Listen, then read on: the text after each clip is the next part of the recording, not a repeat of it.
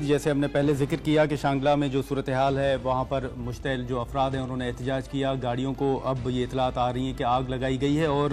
اب اس وقت جو انتظامیہ ہے اس انتظامیہ نے شانگلہ میں ایمرجنسی بھی نافذ کر دی ہے۔ اس حوالے سے ہم نے پہلے بھی ذکر کیا، اور اسی کے ساتھ ساتھ اگر آپ دیکھیں تو پولیس کی جانب سے لاٹھی چارج اور ہوائی فائرنگ کی جا رہی ہے، یہ خبریں بھی ہمارے سامنے آ رہی ہیں، اور ایک کارکن جاں بحق جبکہ پہلے 3 تھے، اور اب یہ صورتحال جو ہے وہ بڑھ گئی اور 10 افراد جو ہیں ان کے زخمی ہونے کی اطلاعات ہمارے سامنے آ رہی ہیں، اور انتظامیہ کی جانب سے شانگلہ میں ایمرجنسی بھی نافذ کی گئی ہے۔ اسی کے ساتھ ساتھ جو دوسری خبر ہے وہ یہ بتایا جا رہا ہے کہ گوادر میں پہلی مرتبہ جو ماہی گیر ہیں انہوں نے ایک خاندان کو جو ہے وہ شکست دی ہے، اور حق دو تحریک کے جو سربراہ ہیں مولانا ہدایت الرحمان